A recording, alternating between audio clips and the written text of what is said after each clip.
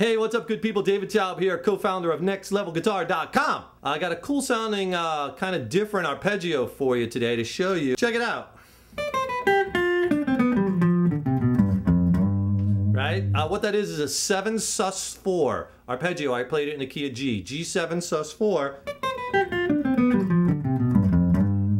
It's kind of real, you know, kind of interesting combination of notes. Very kind of Jeff Beck sounding, right? If I kind of put stop.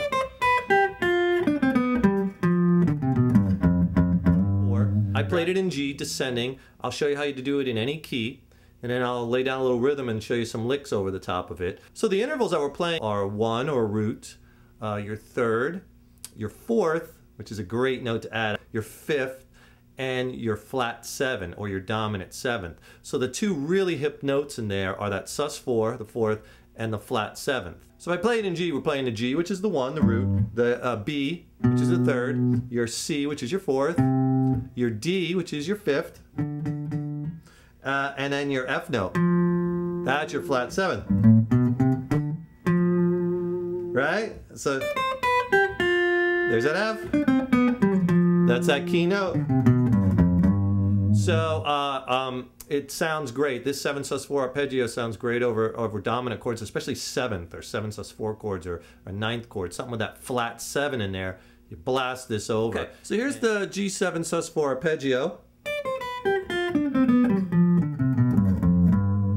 All right, so on the high E string, you're going to play the 10th, 8th, and 7th frets. Then on the B string, you're going to play the 8th fret. That's your root note. That's that G note. Make a mental note of those G notes.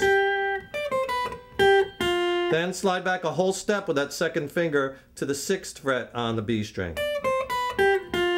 Then you're going to repeat that an octave lower. So you're going to do on the G string now, you're going to do at the 7th, 5th, and 4th fret. And then with your 2nd finger, same kind of shape, grab on the D string, the 5th fret. Guess what? That's our G note again, right? So then slide that back a whole step to the 3rd fret on the D string. So far we have this. Then with your pinky, grab 5th fret on the A string, 3rd fret and 2nd fret. Then 2nd finger, I like grabbing the G note. There's our root note. G note, 3rd fret, low E string. Slide back to the F, that's our flat 7th. 1st fret, low E string. And end on the low E string. So here it is really slow.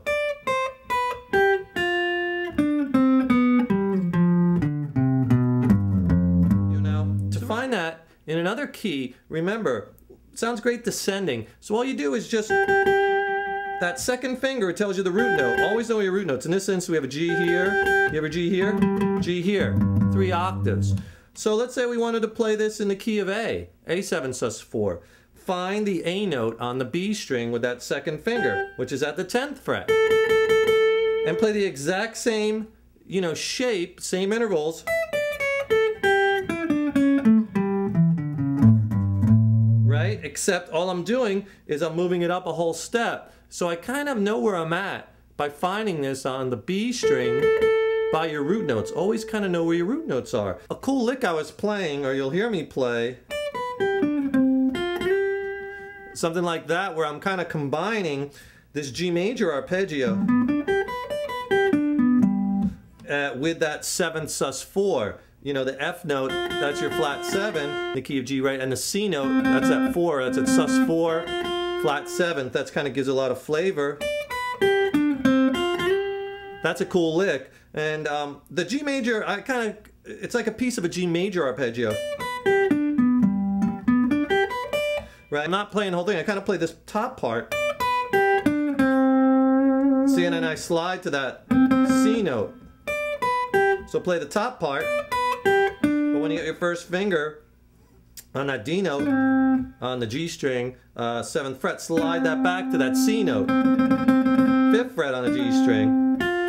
And then grab the F note. See, there's that flat 7th, which is at the 6th fret of the B string. And slide it up to the 8th fret to your root, so you get this lick. So it's kind of cool because you get that major sound, that root root third, fifth, but then you're adding the fourth, the C, and the flat seventh, and then back to the G, which works great when you're playing over those dominant chords. You'll also hear me tap out notes in a sequence, but what I'll do is I'll pick out those kind of hip notes to play. Like for instance, I'm gonna kind of pedal off that F note, that's that flat seventh, right? So I'm kind of playing that at the 6th fret on the B string, and the G note, which is at the 8th fret. And then I'll kind of, I'll like play the B note here, so I'll tap 12th fret on the B string. This is all on the B string. Tap, pull, pull, hammer is the motion. And then go up to the next note on the scale. So on the B string you got B, C, D, E. There's my F again, right? And then here's your root note, G, way up here. So you got 12th fret, 13th fret, 15th fret, that's your D. 17th fret is E. 18th fret is F on the B string. And then 20th fret, back to your root note, right? So I kind of play in a pattern. See, I'm always going back to the B note in this instance at the 12th fret. Tap, pull, pull, hammer. Next note, tap, pull, pull, hammer. Then go back to your first note. Then go to the next note up. Back to the first note. Right, you hear that F? And then your root note G. So it's a very, very cool thing to do, especially when you build up the speed. You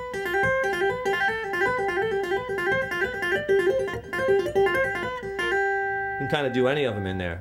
Try it. I laid down a little rhythm on the Jam Man just so I have something behind me, show you how this sounds. I'll play some licks. We'll play a G7 sus4 to a G7, right? Dominant chords, has that flat 7 in there. So lay that down, okay? And let's try soloing over that. And the things that I would choose to solo would be that G7 sus4 arpeggio, of course, would sound great.